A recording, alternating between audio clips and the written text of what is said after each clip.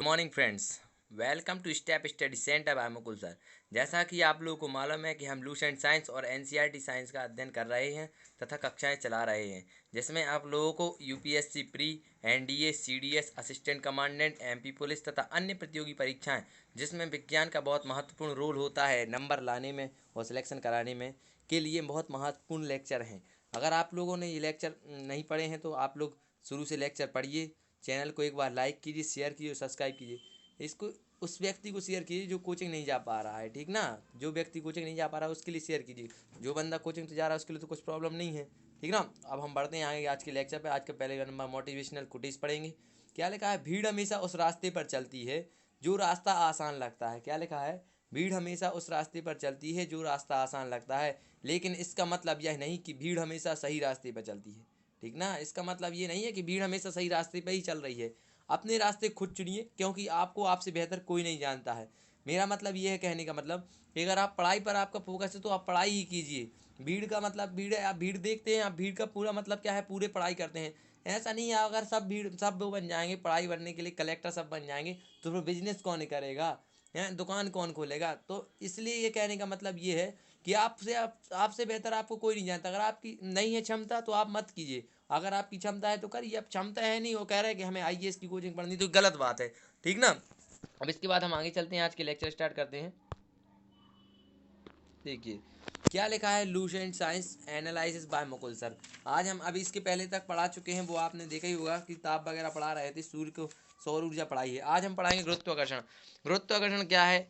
गुरुत्वाकर्षण चार मौलिक बलों, बालों नहीं है यहाँ, बलों हैं, चार मौलिक बलों, दिखे दे रहे, चार मौलिक बलों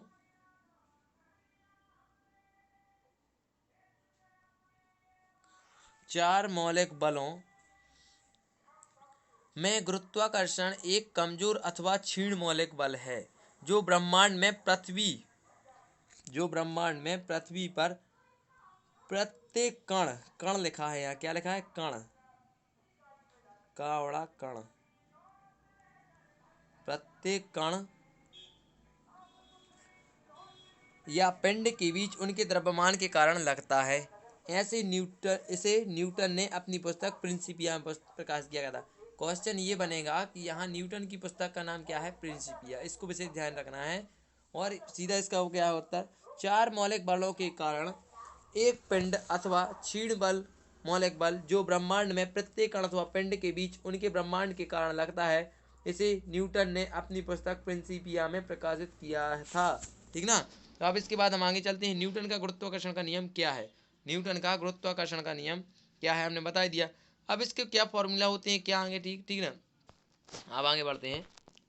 देखिए तो न्यूटन का गुरुत्वाकर्षण नियम, अब देखिए, ब्रह्मांड में किन्हीं दो पिंडों के मध्य कार्य करने वाले, कहाँ? ब्रह्मांड में किन्हीं दो पिंडों के मध्य कार्य करने वाले आकर्षण बल उनके द्रव्यमान, क्या है ये? द्रव्यमान है, वह उनके गुणनफल के समानुपाती तथा उनके मध्य की दूरी के व्युत्क्रमानुपाती होता है, ठीक ना। ये m1 और m2 क्या है? पिंड एक और पिंड टू, पिंड एक का द्रव्यमान, पिंड दो का द्रव्यमान। और जो यहाँ पर जो एफ क्या है? वो बल है। आर क्या है? यहाँ पर त्रिज्या है, ठीक ना। तो एफ सम अनुक्रमानुपाती m1 इंटू m2 लिखा। ये ब्रह्मांड में किन्हीं दो पिंडों के कार्य करने के आकर्षण बल के द्रव्यमान के गुणनफल। देखो द्रव्यमान ये है m1 और m2, ठीक ना। और ये क्या है? बल है। तथा उनके मध्य की दूरी, दूरी कितनी है? त्रिज्या r के वर्ग के व्युत्क्रमानुपाती। देखो ये वर्ग लगा है, व्युत्क्रमानुपाती होता है। तो एफ अनुक्रमानुपाती एक m1 इंटू m2 और एफ अनुक्रमानुपाती नहीं व्युत्क्रमानुपाती एक बटे आर का वर्ग, ठीक ना। तो इसका फॉर्मूला क्या होगा? F equal to G m1 into m2 upon R square. G एक कौन सा नियतांक है? गुरुत्वाकर्षण नियतांक है। कौन सा गुरुत्वाकर्षण नियतांक है? गुरुत्वाकर्षण, ठीक ना। अब आते हैं जी क्या है। तो जी को सार्वत्रिक गुरुत्वाकर्षण नियतांक कहते हैं। इसका मान 6.67 गुणित 10⁻⁻11 न्यूटन मीटर स्क्वायर बटे किलोग्राम स्क्वायर होता है। ये छोटे में लिखे हैं, न्यूटन मीटर स्क्वायर बटे किलोग्राम स्क्वायर होता है। गुरुत्व क्या होता है? अब देखिए, गुरुत्व मीन्स ग्रेविटी। न्यूटन के गुरुत्वाकर्षण के नियम में गुरुत्वाकर्षण वह आकर्षण बल है जो किन्हीं दो बिंदुओं के अथवा वस्तुओं के बीच कार्य करता है। यदि इन वस्तुओं में एक वस्तु पृथ्वी हो तथा तो गुरुत्वाकर्षण को गुरुत्व कहते हैं, ठीक ना। यदि पृथ्वी हो तो ही इसको गुरुत्व कहते हैं, नहीं तो नहीं कहते हैं। गुरुत्वाकर्षण बल जिससे पृथ्वी पर किसी वस्तु को अपने अंदर खींचने की शक्ति होती है। आपने देखा अगर आप ऊपर पत्थर फेंकें तो वो आकर आकर नीचे आएगा ही, ठीक ना। अब देखिए गुरुत्व बल के कारण ही पृथ्वी की सतह से मुक्त रूप से फेंकी गई वस्तु वापस काय पे आती है, पृथ्वी की सतह पर आकर गिरती है। गुरुत्व त्वरण क्या होता है? अब देखिए गुरुत्व त्वरण क्या होता है, जैसे आपने ये वस्तु फेंकी ऊपर, ये वस्तु ऊपर फेंकी तो ऑटोमेटिक वो थोड़ी देर बाद नीचे आ जाएगी। आपको देखा ही होगा कि अगर आपने ये पत्थर ऊपर फेंका तो वो अपने आप नीचे आ जाएगा कि नहीं। ये है गुरुत्व गुरुत्व और गुरुत्व त्वरण क्या होता है?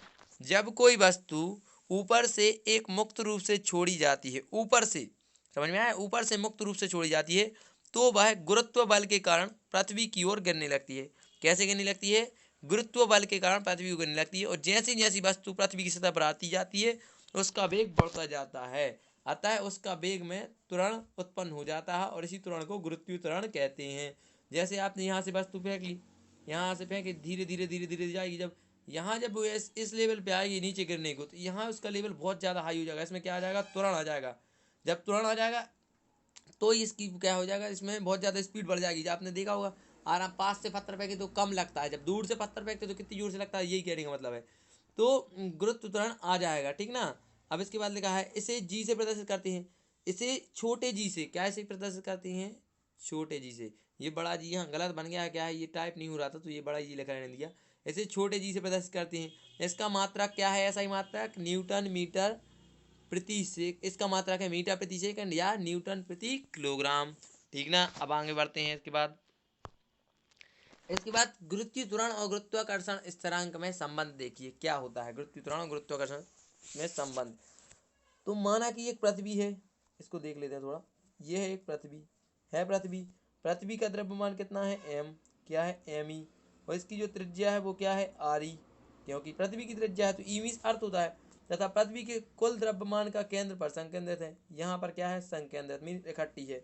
तो माना कोई वस्तु जिसका द्रव्यमान एम है, कोई और वस्तु मान लीजिए ये है एम इसका द्रव्यमान, और अथवा उस से कुछ ऊंचाई पर स्थित है, यहाँ पर थोड़ी ऊंचाई पर स्थित कर दी उस वस्तु को, ठीक ना, ये वस्तु थोड़ी ऊंचाई कर दी, तो पृथ्वी की त्रिज्या के सापेक्ष पृथ्वी तल से उस वस्तु की दूरी उपेक्षणीय है। माने पृथ्वी तल ये है, इससे इसकी दूरी उपेक्षणीय रहेगी, जो ऊंचाई है ये क्या रहेगी? उपेक्षणीय रहेगी।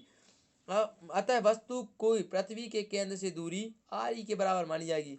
आर ई में समझते हो, जो पृथ्वी की त्रिज्या है उतनी ही दूरी पर ये रहेगी, ये दोनों क्या रहेंगी? ये देख लीजिए यहाँ ये क्या रहेंगी? बराबर रहेंगी, ठीक ना। तो गुरुत्वाकर्षण के नियमानुसार पृथ्वी द्वारा वस्तु पर लगाया गया आकर्षण बल क्या होता है? F equal to G M E upon M बटे R E square, R E square, E लगाया था, आर ई स्क्वायर, ठीक ना।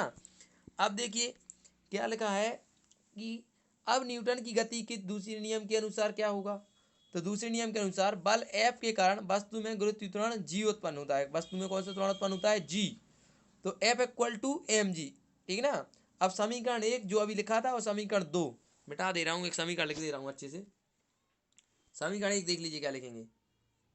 F equal to G M E upon are E square, ठीक ना, आर ई स्क्वायर।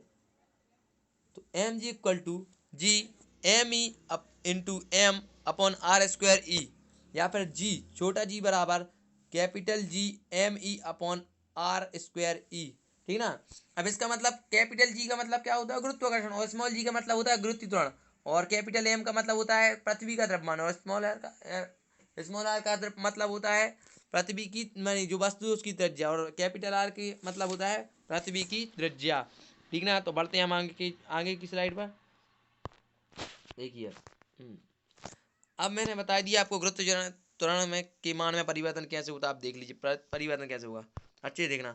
45 अंश अक्षांश तथा समुद्र तल पर जी का मान कितना होता है? 9.8 मीटर प्रति सेकेंड वर्ग, ठीक ना। कितना होता है? 9.8 मीटर प्रति सेकेंड वर्ग, ये कहीं भी आ सकता है क्वेश्चन। पृथ्वी तल पर जी का मान न्यूनतम भूमध्य रेखा पर, पृथ्वी पर न्यूनतम मान कहाँ होता है? भूमध्य रेखा पर। देखिए अब पृथ्वी बनाते हैं यहाँ थोड़ा, ये बना दी पृथ्वी, बना दी। भूमध्य रेखा समझते हो, ये बीच में निकल गई, और ध्रुव कहाँ होते हैं? यहाँ पर दोनों, यहाँ है ध्रुव, देखिए ये ऊंचाई है ये वाली, ये जो दिख रही है ये नॉर्थ पोल है, ये साउथ पोल है। तो यहाँ जो नॉर्थ पोल है और साउथ पोल है, यहाँ पर जी का मान क्या होगा, हाई होगा। यहाँ लेके दे रहा है जी का मान क्या होगा, यहाँ पर बढ़ेगा, यानी इतना ही अधिकतम रहता है। तो यहाँ जो जी का मान है ऊपर नीचे क्या होता है, बढ़ता है एस और साउथ पर। लेकिन जो यहाँ पर जो है ये आड़े में, यहाँ पर जी का मान क्या होता है, घटता है। यहाँ खड़े में बढ़ता है और आड़े में घटता है, ठीक ना। अब इसको ध्यान रखना है थोड़ा कि अब जी का मान बता दिया, भूमध्य रेखा पर क्या होता है, न्यूनतम और महत्तम होता है ध्रुवों पर। पृथ्वी पर तल से ऊपर जाने पर जी का मान घटता है और नीचे जाने पर भी जी का मान घटता है। ख्याल रखना, पृथ्वी तल से चाहे ऊपर जाओगे चाहे नीचे जाओगे जी का मान घटेगा ही। अब लिफ्ट में आप लोग कभी बैठे होंगे तो आपको थोड़ा अपने भार में या कुछ चीज़ में परिवर्तन देखने को मिला होगा, उसके बारे में बता दें। जब लिफ्ट में ऊपर जाती है लिफ्ट, तो जब लिफ्ट ऊपर जाती है तो तुरंत क्या होता है कि उसका भार व्यक्ति का बढ़ा हुआ दिखता है। कैसा दिखता है, व्यक्ति का भार बढ़ा हुआ दिखता है, ठीक ना। जब लेफ्ट ऊपर की ओर जाती है तो उसका भार कैसा दिखता है, बढ़ा हुआ। और जब लेफ्ट नीचे की ओर जाती है तो व्यक्ति का भार कैसा दिखता है, घटा हुआ, ठीक ना। और जब व्यक्ति एक समान वेग से ऊपर नीचे जाती है तो उसका भार कुछ नहीं होता है। और जब यदि नीचे आते वक्त लिफ्ट की डोरी टूट जाए तो व्यक्ति की अवस्था में भार में क्या हो जाएगा, जीरो लिखता है कि अब तो हमारा भार है ही नहीं। और यदि लिफ्ट नीचे उतरते समय लिफ्ट का तार टूट जाए, माने गुरुत्वीय त्वरण कैसे हो जाए, नहीं, लिफ्ट का त्वरण गुरुत्वीय त्वरण से अधिक हो जाए, तो लिफ्ट में खड़ा व्यक्ति काय में लिफ्ट की जो छत रहती है ऊपर दिखती है उसमें घल जाएगा, ठीक। अब आते हैं किसी ग्रह के चारों ओर परिक्रमा करने वाले ग्रह को क्या कहते हैं, उपग्रह। उपग्रह के बारे में थोड़ा पढ़ लें कि उपग्रह क्या कहलाता है, उपग्रह कैसे काम करता है, ठीक ना। उपग्रह किस प्रकार परिक्रमा करता है, तो देख लीजिए। उपग्रह किसी ग्रह के चारों ओर परिक्रमा करने वाले पिंड को क्या कहते हैं, उपग्रह कहते हैं। सबसे बड़ी बात ये ख्याल रखना, उपग्रह कहते हैं या फिर सैटेलाइट कहते हैं। उपग्रह कितने प्रकार के होते हैं, दो प्रकार के होते हैं। कौन कौन से, प्राकृतिक उपग्रह और कृत्रिम उपग्रह। कौन कौन से, प्राकृतिक उपग्रह और कृत्रिम उपग्रह। देख रहे हैं ना, ये प्राकृतिक और ये कृत्रिम। अब देखिए प्राकृतिक उपग्रह के उदाहरण क्या हैं, चंद्रमा है, डीमोस है, फोमोस है, ठीक ना, अल्फा बीटा गामा जी सब हैं। लेकिन जो कृत्रिम उपग्रह का उदाहरण है क्या है, इसरो, आर्यभट्ट, ये सब ये दिखा रहे हैं आपको, ठीक ना। अब यहाँ उपग्रह का क्या हो, उपग्रह का कक्षीय वेग देखेंगे। जब एक द्रव्यमान का, जब एम द्रव्यमान क्या है, यहाँ एम है, क्या है, एम द्रव्यमान का एक उपग्रह जीरो वेग से, माने शून्य वेग से, शून्य वेग समझते हो ना, भी जीरो, देख लीजिए यहाँ लिखना है भी जीरो, भी जीरो वेग से आर त्रिज्या के, आर त्रिज्या के वृत्ताकार मार्ग में, वृत्तीय मार्ग में पृथ्वी की परिक्रमा कर रहा हो तो उसका अभिकेंद्रीय बल तथा गुरुत्वाकर्षण बल बराबर होंगे, ठीक ना। अभिकेंद्रीय बल क्या होता है, M B square upon R बराबर G M E into M upon R square, या फिर भी जीरो इक्वल टू रूट के अंदर जी M E upon R square. आपको बस इसको ध्यान रखना है क्योंकि ये क्वेश्चन ऑब्जेक्ट में आता है, बहुत इंपॉर्टेंट क्वेश्चन है ये, ठीक ना। इसके बाद बढ़ते हैं आगे कि कैसे हम लोग इसके बाद पृथ्वी की उपग्रह कक्षीय वेग है क्या कहलाता है क्या नहीं कहलाता, देख लिया। उपग्रह का अभिकेंद्रीय बल बराबर गुरुत्वाकर्षण बल, क्वेश्चन आ जाता है ऐसा कि उपग्रह का अभिकेंद्रीय बल काय के बराबर होता है, तो गुरुत्वाकर्षण बल के बराबर होता है। अब देखिए, अतः v e equal to g, root के अंदर जी m upon R E plus h, v zero equal to root के अंदर जी m upon R E plus h होता है। अब पृथ्वी तल पर गुरुत्वीय त्वरण जी बराबर G M E upon R square, पृथ्वी तल पर गुरुत्वीय त्वरण बराबर G equal to G M E upon R square होता है। आता है G R square E equal to G M और V zero equal to root के अंदर G R square E upon R plus H बराबर आर ई रूट के अंदर G upon R E plus H. अब आपको ये क्वेश्चन ऐसा आएगा कि उपग्रह का कक्षीय वेग उसकी पृथ्वी तल से ऊंचाई पर निर्भर करता है कि नहीं, तो आपको मालूम करना है कि करता है। उपग्रह पृथ्वी तल से जितना दूर जाएगा उसका वेग उतना ही कम होगा, ये भी याद रखना है। उपग्रह का कक्षीय वेग उसके द्रव्यमान पर निर्भर नहीं करता है, ये ध्यान रखना है। क्वेश्चन आता है कूट में कि वेग द्रव्यमान पर निर्भर करता है कि नहीं, तो नहीं करता है। एक ही त्रिज्या की कक्षा में भिन्न भिन्न द्रव्यमानों के उपग्रहों का वेग क्या होता है, समान होता है। उपर्युक्त समीकरण में जी का मान कितना है, 9.8 गुणे 10, 9.8 मीटर प्रति सेकंड स्क्वायर। आर ई का मान 6.4 गुणे 10 के ऊपर 6 मीटर तथा एच का मान 0 है तो v0 बराबर 7.9 मीटर प्रति सेकंड होता है। यानी पृथ्वी तल के अति निकट चक्कर लगाने वाला उपग्रह का कक्षीय वेग लगभग 8 मीटर प्रति सेकंड होता है। ठीक ना। अब इसके बाद बढ़ते हैं आगे के लेक्चर में। क्या है उपग्रह का परिक्रमण काल क्या होता है, कि आखिर वो अपनी कक्षा में कितने दिनों में चक्कर लगाता है, कितने समय में चक्कर लगाता है। तो उपग्रह अपनी कक्षा में पृथ्वी का एक चक्कर जितने समय में लगाता है उसे उसका परिक्रमण काल कहते हैं। एक चक्कर समझ रहे ना, एक घूमने में, जैसे अपनी पृथ्वी एक चक्कर सूर्य का कितने दिनों में लगाती है, 365 दिनों में मीन्स, ठीक ना, 365 दिन 6 घंटे। अब देखिए आगे टी क्या है, टी क्या है यहाँ पर, परिक्रमण काल बराबर टी, टी का मान क्या है, परिक्रमण काल, परिक्रमण काल बराबर परिधि बटे कक्षीय वेग, परिधि बराबर होती है 2πr, कक्षीय वेग क्या होता है v0, तो 2πr, आर का मान क्या होता है R E plus H, 2πre upon R E plus H upon v0, v0 का मान रखने पर t बराबर 2πre प्लस एच, तो रूट के अंदर आर ई प्लस क्या बराबर क्या होगा आर ई, रूट के अंदर जी बराबर आर ई प्लस एच के ऊपर 3/2 की घात आर ई रूट के अंदर जी। अब इसका ये आता है कूट में ऑप्शन, मैंने बताया इसीलिए मैंने ये लगा दिया क्योंकि मैं थोड़ा लिख नहीं पा रहा था, तो डायरेक्ट मैंने लिख दिया, डायरेक्ट चित्र बना दिया यहाँ पे। उपग्रह का परिक्रमण काल भी केवल पृथ्वी की ऊंचाई से निर्भर करता है, काय से निर्भर करता है, परिक्रमण काल ऊंचाई से। उपग्रह जितना अधिक दूर होगा उतना ही उसका परिक्रमण काल होगा। जैसा कि आपको मालूम है सबसे कम बुध का है और सबसे ज़्यादा प्लूटो या नेपच्यून का है, क्योंकि वो सबसे ज़्यादा दूर पर है, ठीक ना। अब देखिए उपग्रह का परिक्रमण काल उसके द्रव्यमान पर निर्भर नहीं करता। अभी इसके पहले भी मैंने बता दिया है कि उसका परिक्रमण काल काय पर निर्भर नहीं करता, द्रव्यमान पर।